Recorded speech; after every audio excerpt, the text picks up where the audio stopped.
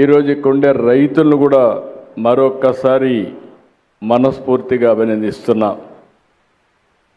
ఎందుకంటున్నానంటే మీరు చాలా ఇబ్బందులు పడ్డారు, చాలా సమస్యలు ఎదుర్కొన్నారు. నేను ఒకటే మీ అందరికీ ఆమె ఇస్తున్న 56,000 కోట్ల రూపాయలు విలువైన 95 ప్రాజెక్టులు ప్రారంభించాం. ఇప్పుడు తొందరలోనే సీడ్ యాక్సెస్ రోడ్డు పూర్తవుతుంది. అదే సమయంలో నిన్నే అమరావతి CRDA ఇనాగ్రేట్ చేసుకున్నాం. ఇవన్నీ కూడా 2028 కల్లా పూర్తి చేయడం. కేంద్రం కూడా రైల్వే లైన్ కూడా క్రియేట్ చేశారు. ఈ సిటీకి దగ్గర 7 నేషనల్ హైవేస్ కనెక్ట్ చేసే పరిస్థితి వస్తుంది. ఇవన్నీ కానీ పూర్తి కాగలిగితే నా ఆలోచన ఒకటే, ఆ రోజు హైదరాబాద్ బ్రౌన్ ఫీల్డ్ సిటీ 2 సిటీలు ఉంటే 3వ సిటీ యాడ్ చేశాం. హైదరాబాద్ సికింద్రాబాద్ ఉంటే దానికి సైబరాబాద్ యాడ్ చేశాం. It is a green field city. అంటే ఈరోజు మీరు గుర్తుపెట్టుకోవాల్సింది, గ్రీన్ ఫీల్డ్ సిటీ డెవలప్ చేయాలనుకున్నప్పుడు చాలా ఈజీగా ఉంటుంది, బట్ డిఫికల్ట్. ఆ ఎక్సర్సైజ్ స్టార్ట్ చేశాం. టుమారో భారతదేశం గర్వపడే విధంగా ఈ అమరావతి రూపుదిద్దుకోవడం గ్యారంటీ అని మరొకసారి మీ అందరికీ హామీ ఇస్తున్నా.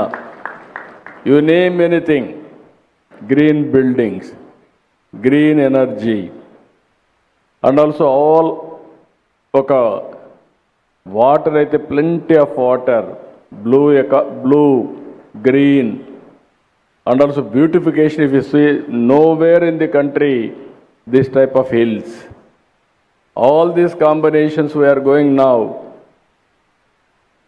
all utilities underground, that is duct, no cutting of roads. We are going to spend huge amount of money on green cover and also net zero. These are all the new concepts we are bringing.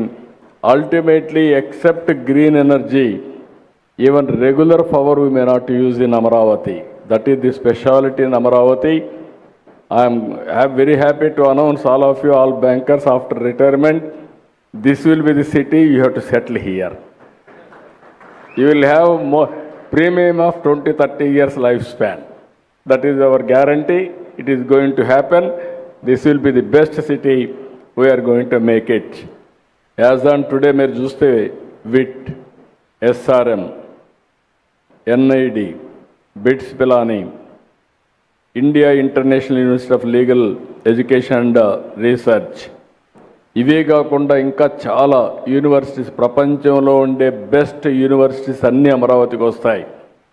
ఇంకొక పక్కన మీరు చూస్తే quantum valley, quantum computer వచ్చింది, జనవరికి అంతా start చేస్తాం. All banks are aware the value of quantum computing.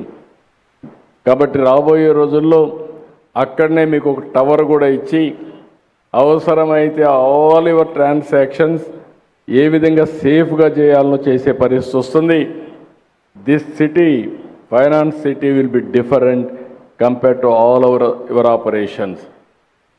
All financial సర్వీసెస్ని ఇంకా next లెవెల్కి తీసుకుపోవడానికి ఏం చేయగలుగుతామో చేసే విధంగా మనం ముందుకు పోయే పరిస్థితి వస్తుంది. ఈరోజు మన ఆనరబుల్ ప్రైమ్ మినిస్టర్ ఆ రోజు మీకు UPI తీసుకొస్తే, ఈరోజు వేరే దేశాలు మన మీద ఆధారపడే ఆ ప్రోడక్ట్కి మన మీద ఆధారపడే పరిస్థితికి వచ్చారు. ఒకప్పుడు మనం రిఫార్మ్ తీసుకొస్తే, ఏదైతే టెలికమ్యూనికేషన్ రిఫార్మ్ తీసుకొస్తే, ఇప్పుడు 4G మనం ప్రోడక్ట్ని తయారు చేసే పరిస్థితికి వచ్చాం. ఇలాంటి చాలా వస్తాయి.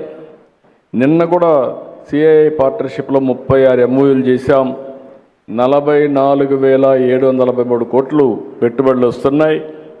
అల్టిమేట్గా any latest technologies, Amaravati will be A hub. Quantum valley, green hydrogen valley, ఇలాంటివన్నీ చేయడానికి ముందుకు పోతున్నామని చెప్పి కూడా నేను మీకు తెలియజేస్తున్నాను. ఫైనల్గా ఇండియా నాకు ఏమాత్రం అనలేదు, 2047కి నెంబర్ 1 సిటీగా తయారవుతుంది, నెంబర్ 1 కంట్రీగా తయారవుతుంది. అయితే అందులో 2047కి ఇండియాని ముందుకు తీసుకుపోయే కార్యక్రమంలో ఆంధ్రప్రదేశ్ గణనీయమైన రోల్ ప్లే చేస్తుందని చెప్పి కూడా ఈ సభ ద్వారా మీ అందరికీ విజ్ఞప్తి చేస్తున్నా. అయితే ఈరోజు చాలా సమస్యలు. సౌత్ ఇండియాలో lowest per capital income Andhra Pradesh,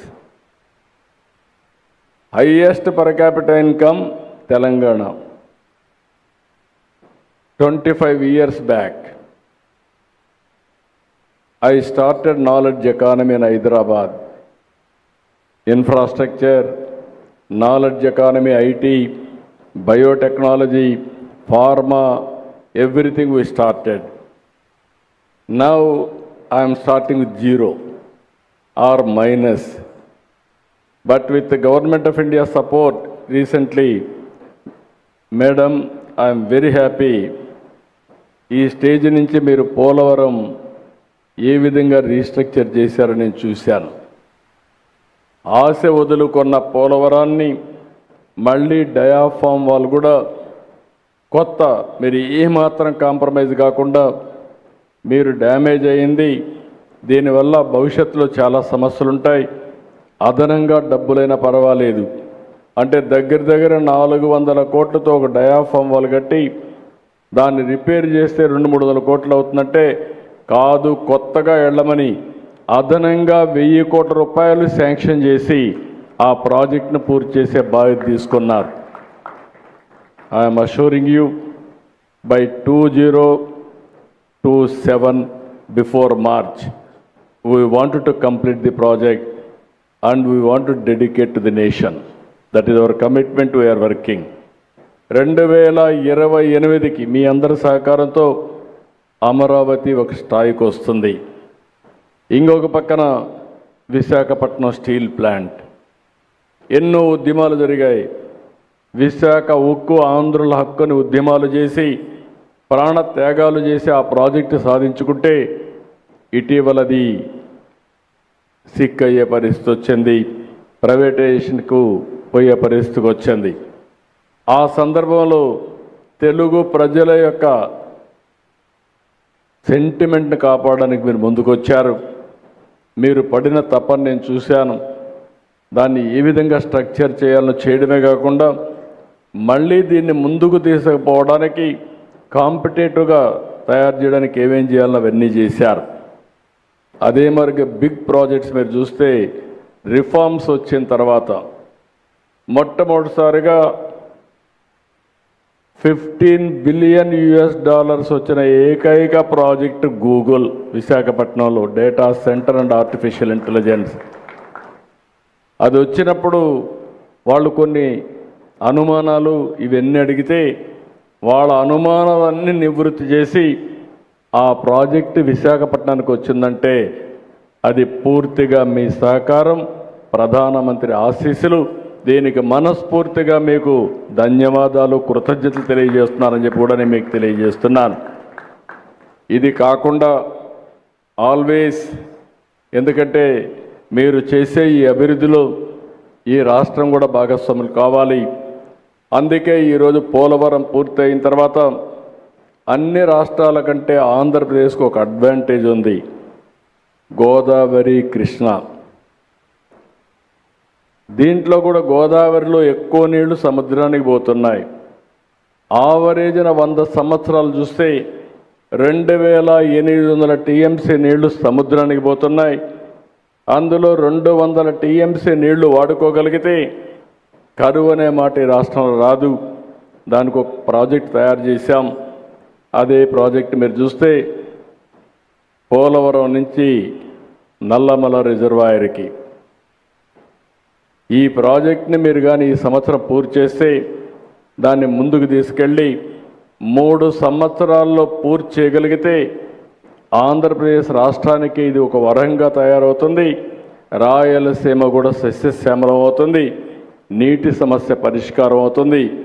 ఇది ఏ రాష్ట్రానికి కూడా సంబంధించిన ప్రాజెక్టు కాదు.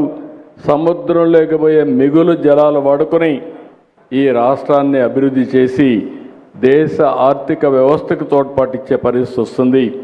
దీనికి సహకరించవలసిందిగా మేడం గారిని కోరుతున్నా. రెండోది మీరు ఒకసారి చూస్తే రాయలసీమ.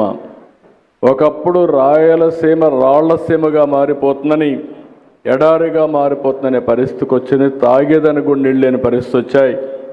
ఇప్పుడిప్పుడే రికవర్ అయ్యే పరిస్థితి వచ్చింది. ఇప్పుడు రాయలసీమని ఒక హార్టికల్చర్ హబ్గా తయారు చేయాలని ఈరోజు మీరు చూస్తే 40-50 హార్టికల్చర్ ప్రొడక్షన్స్ అంతా అక్కడ చేసే పరిస్థితికి వచ్చాం. ప్రపంచానికి ఒక హబ్గా తయారు చేయడం కోసం ముందుకు పోతున్నాం.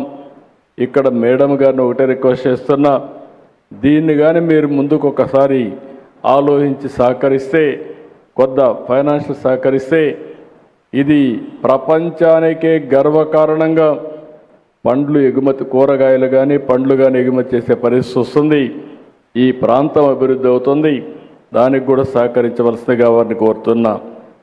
ఇంకొక పక్కన పూర్వోదయ ప్రాజెక్టు కింద ఈ 4-5 రాష్ట్రాలకు ఆర్థిక సహాయం చేయడానికి కేంద్ర మంత్రి గారు అనౌన్స్ చేశారు. ఇది కూడా ఈ సంవత్సరం ఒక షేప్ ఇచ్చి దాంట్లో కూడా కొంత సహకరిస్తే ఉత్తరాంధ్ర బ్యాక్వర్డ్ ఏరియా, ఆ ఏరియా కూడా అభివృద్ధి అయ్యే పరిస్థితి వస్తుంది. అదే మరి రాష్ట్రంలో మిగిలిన ప్రాంతాలకు కూడా కొంత సహకరిస్తే అక్కడ ప్రాజెక్ట్స్ చేసుకోవడానికి అవకాశం వస్తుందని చెప్పి తెలియజేసుకుంటూ, ఇప్పటి వరకు మీరు సహకరించిన విధానం వల్ల చాలా వరకు రికవర్ అవుతున్నాం. కానీ ఇంకా ముందుకు పోవాల్సిన అవసరం ఉంది. ఒకటే అష్యూర్ చేస్తున్న మేడంకి, 5 సంవత్సరాలు మీరు సహకరించండి. తర్వాత నిలదొక్కోవడమే కాకుండా ఈ దేశంలో ప్రగతికి ఆంధ్రప్రదేశ్ రాష్ట్రం పూర్తిగా ఒక బ్యాక్ బోన్గా తయారు చేసే బాధ్యత ఈ రాష్ట్రం తీసుకుంటామని చెప్పి హామీ ఇస్తూ, అందుకనే మరొకసారి మనస్ఫూర్తిగా అభినందిస్తున్నా. ఇంకొక రిక్వెస్ట్ కూడా, ఇక్కడ రైతులు ఉన్నారు, ఇంత మునుపు కూడా క్యాపిటల్ గెయిన్స్ వాళ్ళకందరికి కూడా ఎగ్జంప్షన్ ఇచ్చారు, ఒక టైం పెట్టి ఇచ్చారు. కానీ 5 సంవత్సరాలు విధ్వంసం వల్ల వాళ్ళు ఏమీ చేసుకోలేకపోయారు. ఆ బెనిఫిట్ రాని పరిస్థితి వచ్చింది. మీరు కొంత సమయం ఎగ్జంప్షన్ ఇస్తే ఆ బెనిఫిట్ కూడా రైతులకు వస్తుంది. త్యాగం చేసిన రైతులకు స్ఫూర్తినివ్వాల్సిన అవసరం ఉంది. దానికి కూడా సహకరించవలసిందిగా మరొక్కసారి కోరుకుంటూ, ఈరోజు ఈ సభ చూసిన తర్వాత నాకు ఒక నమ్మకం వచ్చింది. అమరావతి వేగం పుంజుకునింది. నాకు ఏమాత్రం అనుమానం లేదు, ఇవన్నీ జరిగితే Amaravati will be unstoppable in development అని చెప్పి మరొక్కసారి మీకు తెలియజేసుకుంటూ, ఈ యొక్క ఒక పుష్ ఇచ్చినటువంటి, నేనేదో ఒక బ్యాంక్ ఓపెన్ చేద్దాం అనుకుంటే కాదు, అన్ని బ్యాంకులు ఒకేసారి ఓపెన్ చేసి ఏ విధంగా చేయగలుగుతాం ఒక మోడల్ క్రియేట్ చేస్తామని మేడం గారు ముందుకు వచ్చారు. వారిని మనస్ఫూర్తిగా అభినందిస్తూ ధన్యవాదాలు తెలియజేసుకుంటూ మీ అందరి దగ్గర సెలవు తీసుకుంటున్నాను. జై హింద్,